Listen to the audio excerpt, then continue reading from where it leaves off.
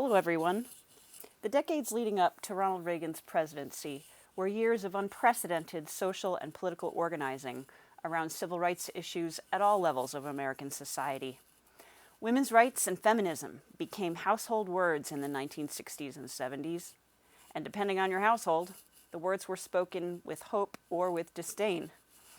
The figureheads of the women's movement, such as Betty Friedan, author of the best-selling novel Feminine Mystique, Gloria Steinem, Bella Abzug, and Shirley Chisholm, who was the first woman of color to run for the presidency of the United States in 1972, they were politically seasoned and they had the ear of women voters. The National Organization of Women, or NOW, saw record numbers of men and women participating in demonstrations in March, and they established a legal defense fund for the explicit purpose of changing laws and litigating key issues, and they created other groups formed on legal approaches to women's rights, such as the National Women's Law Center, the Center for Women's Policy Studies, and the Women's Legal Defense Fund. They focused on Planned Parenthood and NARAL, the Abortion Rights Action League, and other interest groups that were influential throughout the U.S. during the same time. There's no question that the women's rights movement of the 60s and 70s was overwhelmingly skewed toward white middle-class women's concerns. Its focus on the malaise of the stay-at-home wife and women entering the workplace seemed colorblind to the realities of poor women and women of color who had been working outside the home throughout our nation's history. But women's political organizing was here to stay, because the 60s and 70s had given shape, substance, and funding to it. It would survive through the Reagan 80s, wounded but not dead. The Equal Rights Amendment. Equality of rights under the law shall not be denied or abridged by the United States or by any state on account of sex. The Equal Rights Amendment is a proposal to amend the Constitution to add this specific enumeration of rights and equality for women. It was proposed in the 1930s and has been put forward to Congress and taken off the table so many times that if it was a cat, it would have been through its 9 lives. It seems like such a simple statement. Quote, equality of rights under the law shall not be denied or abridged by the United States or by any state on account of sex, unquote. I think if today they were writing this, they would use the word gender instead of sex, but that's another story. The ERA gained tremendous steam during the 1960s and 70s. It was approved by the House and the Senate in 1972 and seemed well on its way to gaining the 38 state ratifications it needed. What happened? Well, to no small extent, Phyllis Schlafly happened. Schlafly founded Stop ERA in 1972, and she successfully packaged the ERA to play to the post-1960s American fears that equality for women would lead to the demise of the American family as we knew it. She argued that the ERA would force women into combat, prevent women from getting alimony or child custody, and would lead to a world of same-sex bathrooms. The image that Schlafly's monstrous vision conjured up was of a world that Ronald Reagan was not just familiar with or fond of. It was the only world he wanted to live in. A world of heterosexual marriage, stay-at-home wives and mothers, and men who were husbands, fathers, and most of all, single-income breadwinners, participating lustily in the American economy. Reagan's advisors knew that Schlafly's bona fides with the Christian right would go a long way towards reassuring them that Reagan, the candidate, was conservative enough for their taste. Schlafly's efforts through Stop ERA were going to gather political steam as her opposition to abortion and federally funded childcare, school busing, and bans on school prayer made her a darling of the Christian right. She, like Reagan, was Roman Catholic. Schlafly said incredibly intolerant statements about gays, pro-choice men and women, and liberals of all stripes. She could rally the Republican base for Reagan in a way that he could not. She had a way of facing down all challenges to her conservatism including in 1992 when a gay periodical revealed that her son John was a homosexual. The revelation did nothing to change her outspoken opposition to same-sex marriage and gay rights.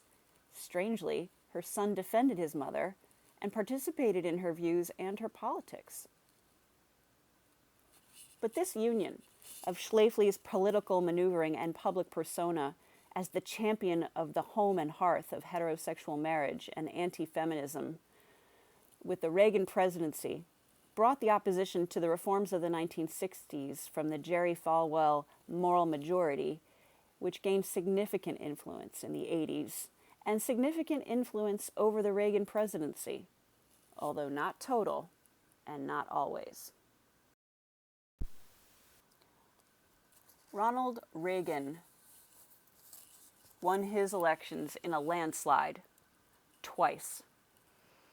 It's worth looking at the way this handsome former actor portrayed himself as the picture of American strength and masculinity, and managed to embody this kind of self-reliance and ruggedness that characterized his approach to foreign policy, domestic social programs, and his overall rhetoric. He was the Gipper, a sportsman, a cowboy. He was a man's man. He offered an image of masculine power to an American society suffering from some emasculating national and international events in recent years. The Carter presidency had brought oil crises, inflation, unemployment, and a sense that America was weak abroad.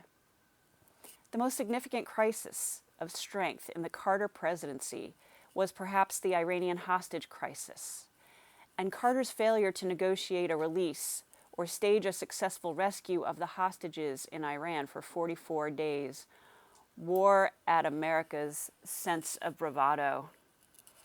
The American public saw endlessly televised pictures of S-76 helicopters crashed in the Iranian desert, and heard daily reports of America's failures to act with strength, only to have the hostages released on the day of Reagan's inauguration to office. It was splashed over every newsfeed, TV show, and newspaper. Soap operas were interrupted, people cheered, and Ron Bow had arrived in the White House.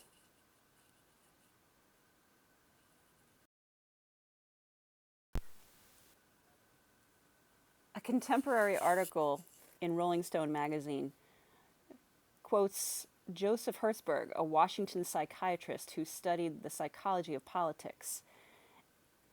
And he talks about the anxiety that men undergo when they are perceived as less than the, quote, Western macho man.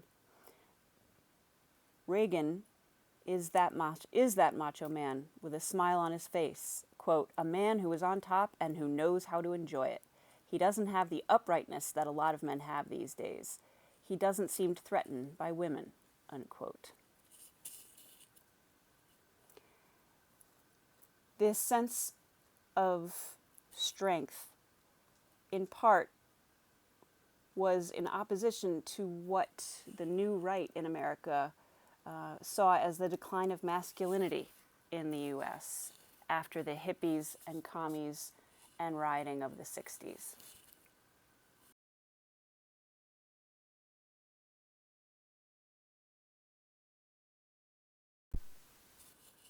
Reagan's election was the first time that it became clear that the voting pattern of American women, as they picked Jimmy Carter over Reagan, was different than that of men. Even though the statistics showed overwhelmingly that the economic program Reagan was pursuing primarily targeted social programs that helped women, single mothers, poor women, disproportionately women of color, such as food stamps and Medicaid and school lunch programs. He couldn't understand why women were against him. He still considered himself a friend of women, quote unquote, and couldn't understand why he was attacked in the media by women's groups. He was a man from an era that did not understand that women who work or are the single head of a family even existed in any significant way. This was a huge disconnect for Reagan. In many ways, he was a man from another era but enacting social and economic policies for the time he was in. In short, Reagan had a woman problem. They were a separate species. But he understood that this could be trouble for him in the next election. During his campaign, Ronald Reagan had promised to nominate a woman to the Supreme Court, but nominating Sandra Day OConnor was not just to meet a campaign promise. His advisors thought it was a good political move because they thought it would go over well with women and do something to repair his image as an anti-woman president. At the same time, there is no overestimating her importance symbolically for women and girls of the country.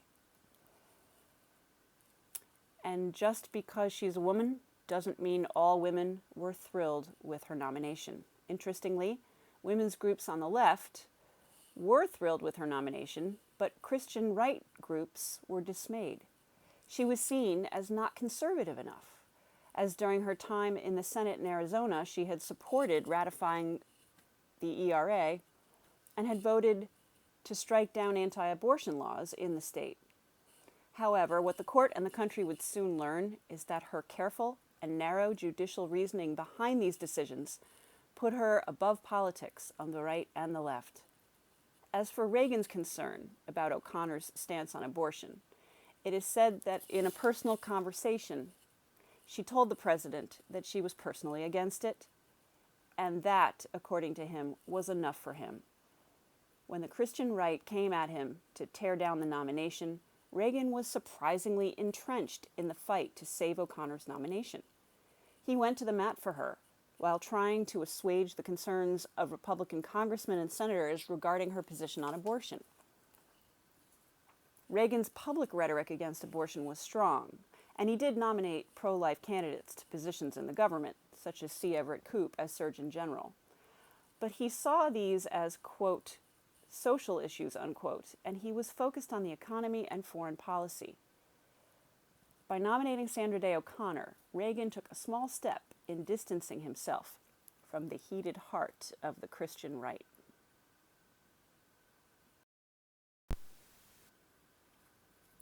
Sandra Day OConnor's nomination on July 7th, 1981, and her confirmation in September made her the first female associate justice in the history of the court. The Senate approved her nomination 99-0, which suggests that 40 years ago it was conceivable that a president's nomination to the Supreme Court could be approved by Democrats and Republicans alike unanimously, even when the nominee is a dramatic first.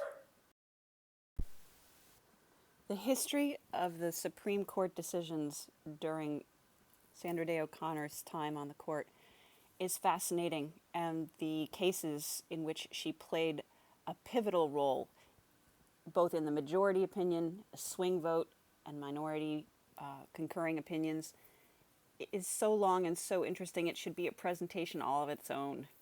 Maybe this should have been that presentation. But what I want to focus on here is one of the most important cases regarding abortion rights that she sided with the majority, and that is Planned Parenthood v. Casey. In this case, which is rife with commentary if you want to go look it up on the internet, is that what we see is O'Connor proved to be a close reader of facts and a jurist who puts those facts above the political climate of the case. Okay. This is tough to do when you are in a Reagan-Bush court and you are ruling on an abortion case. How does she manage to go through and navigate the political landmines which she believed should not be seen as political landmines in the Supreme Court?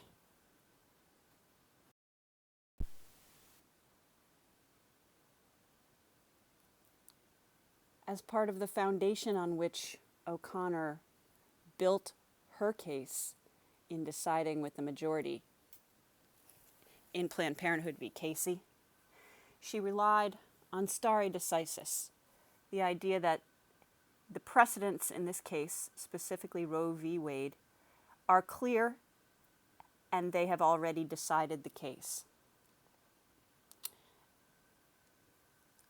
Stare decisis as a legal principle fits into what Sandra Day OConnor believed about the importance of a court's principled and carefully crafted decision-making process.